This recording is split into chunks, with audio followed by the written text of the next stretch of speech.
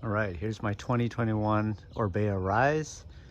It's normally a 150, 140 travel e-bike, a lightweight e-bike, but I've converted it to a Mullet, 160 up front, 160 in the back. Obviously I changed the air spring on that Fox 36, and I've added a longer eye-to-eye and longer stroke DHX2 in the back. This is a size medium frame. Running a Assegai 2.5 up front and a 2.4 DHR2 out back. Normally on an e-bike you want to run a double down or downhill casing tire, but on this lighter build I'm going to try it out with the EXO casing and just run higher pressures than I normally would on a regular bike. Because it's so light in the back, I think you could unweight it a little bit, so going over rough stuff, it doesn't feel as harsh or as jarring sometimes as the impacts don't seem as harsh as on a full fat bike. Cleaned up the cockpit a bit. Instead of having the dongle hang out here, which is really ugly, I bought the rubber straps for the computer display, so that I have the little dongle down here. It's pretty much out of the way when you're riding. You don't really notice it, and the front view is nice and clean. This is the M Team build. So it's next to the top of the line build, and it comes with pretty beefy components and all.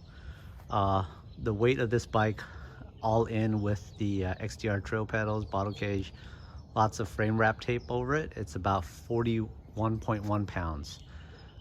So without the pedals it's about 40.7 pounds. Oh no, I'm sorry, 40.4 pounds without the pedals. But it's a pretty burly build, reasonably burly build. I'm not exactly a heavy rider, so I should be able to get away with the EXO casing. I'll do another video on a more complete bike check where I go into kind of details on the geometry and how the Mullet makes the geo. How's it with 29-inch wheels in a later video.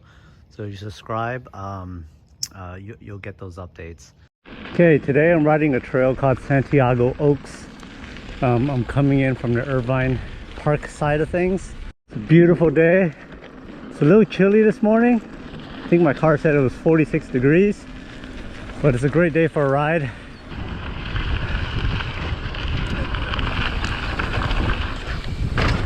It's always good to drop it. And now begins the climb. Well, actually, before I bought this bike, I wasn't sure if I wanted only 140 out back. And then I found out, just going over some Instagram posts, that some people were putting a bigger shock out back. And they're getting 160 millimeters of travel. So changing it from a 210 by 55 shock to a 216 by 63 shock, you're able to up the travel from 140 millimeters to 160 millimeters out back. So after I found that out, I decided, hey, that's like a great amount of travel. So what I'm used to on a bike like this, or on the trails I normally ride. So that's when I decided to pull the trigger on this bike. So people always ask, how does the EP8 RS perform compared to the EP8 or the Shimano E8000? And an analogy I like to make is the EP8 RS is like a 4-cylinder high revving engine where it gets most of its power close to like 7,000-8,000 RPMs, versus the EP8 and E8000 more like a big V8 or a big diesel truck that gets most of its power, all that torque, low in the RPM range. So you basically need a pedal quite a bit all the way up the you need to speed up your cadence in order to get all that power. So you end up having to work quite a bit harder, but you know, you're still able to ride with full fat e-bikes. Just yesterday I was riding with 7 full fat e-bikes, And you know, I was able to hang with them just fine. I'm in pretty decent shape, so it's not a problem for me, but I can see how this motor could be a problem for people who are slightly out of shape.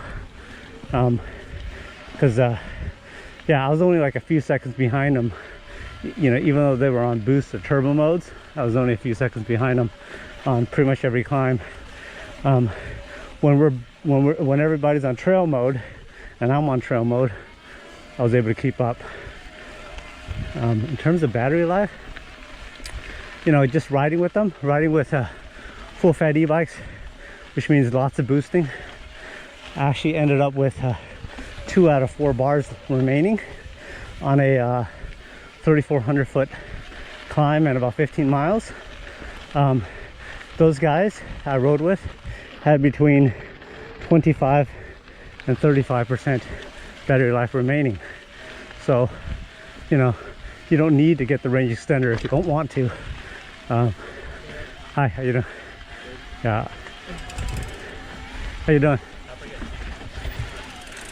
I would only get that range extender if you're gonna do long climbs and you plan to boost the majority of it. So I'm about to descend a trail called Cactus. It's a pretty easy blue diamond flow trail. It's a great warm-up. You can hear that rattle, just a slight rattle.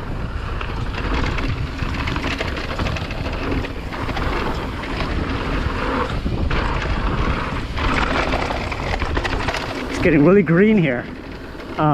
Springtime, nice green, lots of green. Lots of people like to cut through this trail, but you know, I'm not really chasing any PRs or anything, just here to have fun. See some people go straight, try to get a faster time, but what they're missing out is on the turns, where here I like to jump.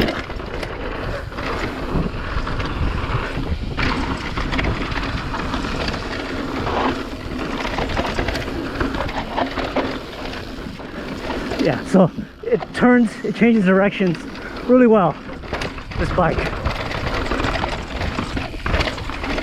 Oops.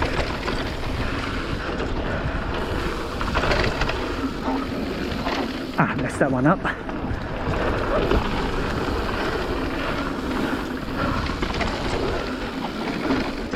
I'm horrible on right-hand turns.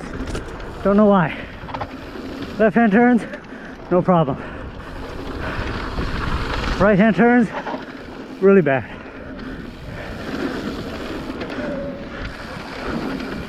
Hi.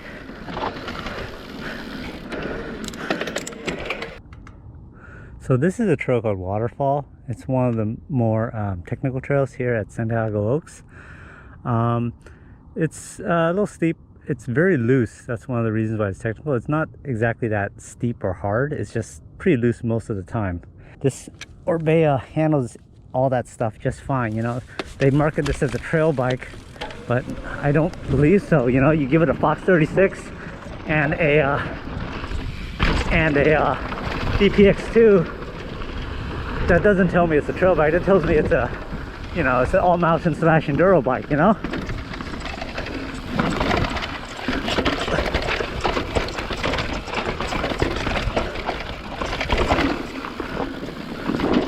Ooh, a little loose there.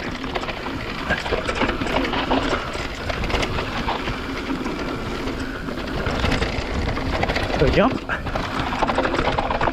Ooh, can't go too fast there. That little catch berm's there to get you. There's a new cheater line over there. So if you want to get a PR, you go that way. Oops, what am I doing?